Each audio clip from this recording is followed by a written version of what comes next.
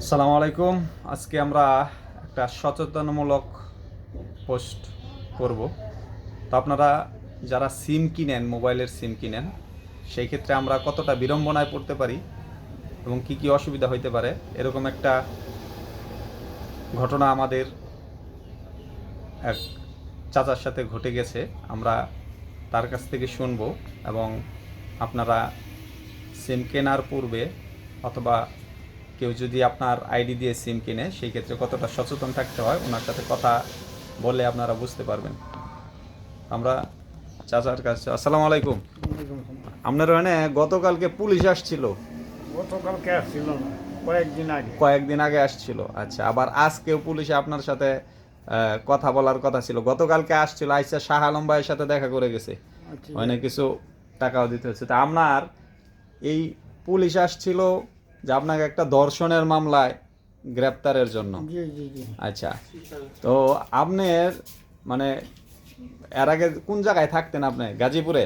গাজীপুরে আপনার আপনার টঙ্গী, আপনার এই আপনার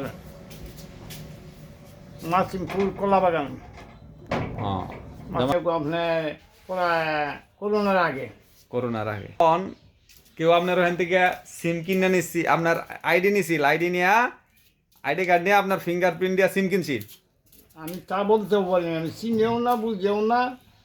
আমি তো যা সিম যা রেজিস্ট্রি করা হয়েছে এন থেকেই করা হয়েছে, আমাদের এখান থেকে। হ্যাঁ, হ্যাঁ, আমাদের এখান থেকে করা হয়েছে। ফারুক আসছিল, যে ফারুক জাগিরের হ্যাঁ। এখান থেকে মানে করেন আইডি মানে ইয়াও করা হয়েছে, আমার মোবাইলে ইয়াও দেয়া হ্যাঁ। মানে রেজিস্ট্রি করা হয়েছে। আচ্ছা, এই সিম পরবর্তীতে গাজীপুর যে কেউ একজন দর্শনের ঘটনা, সেই সিম আপনার নামে তোলা, জি জি। কিন্তু সেই লোকে দর্শনের ঘটনা করছে, পুলিশে সেই সিম অনুযায়ী খুঁজে পাইছে আপনারে। আমার দেশের নাম, আমার নাম, মার নাম, বাপের নাম আপনার খুঁজে পাইছে। গতকালকে আসছিল পুলিশে, আইসা আপনারা খুঁজে গেছে, এরপরে আপনাকে হাজিরা দিতে বলছে। তো এই যে একটা লোক দেখতে পাচ্ছেন, তাকে গতকাল আসছিল পুলিশে গ্রেপ্তারের জন্য, যিনি শ্বাসকষ্টের রোগী, নিজেই চলতে পারে না। তার নামে হচ্ছে ধর্ষণের একটা মামলায় ওনার সিম কার্ড পাওয়া গেছে। ওনার যে মোবাইলটা ছিল, যার মোবাইলে ওনার নামে রেজিস্টার করা সিম ছিল। তা আমরা যারা সিম কিনি অথবা আমাদের আইডি দিয়ে সিম অন্য কেউ কিনে, সেই ক্ষেত্রে অবশ্যই আমাদের এই বিষয়গুলো সচেতন থাকতে হবে। আজকে হয়তো উনি পার পেয়ে যাবেন যে উনি একজন বয়স্ক লোক, অ্যাজমার রোগী, কোনো জায়গায় চলাফেরা করতে পারে না এবং উনি দীর্ঘদিন যাবত এখানে আছেন, আমরা ওনাকে ভালোভাবেই চিনি। কিন্তু এই কাজটা যদি আমাদের যাদের বয়স 15 থেকে 50 এর ভিতরে হয়ে থাকে, তাহলে এই মামলা থেকে কিন্তু সহজে আমরা কেউ রক্ষা পাবো না।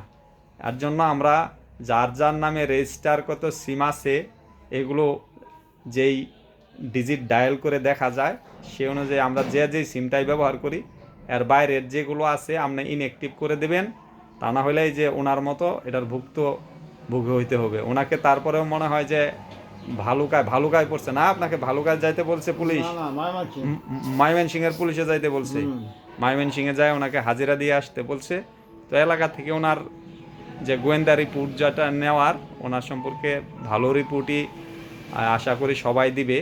তো এই যে উনি যে সিম কিনে বিড়ম্বনার শিকার হয়েছিল, আমরা যে 5, 10, 50 টাকায় সিম কিনি এবং এই সিম কেনার ফলে যে সমস্যাগুলো আমরা পড়ি, কাউকে আমি আমার বন্ধুকে কিনে দিই, সেই বন্ধু যদি কোনো হত্যাকাণ্ডের শিকার হয় বা সে যদি কোনো হত্যাকাণ্ডের সঙ্গে জড়িত থাকে, যার ফলে আমি আর আপনি এইভাবে ফেঁসে যেতে পারি।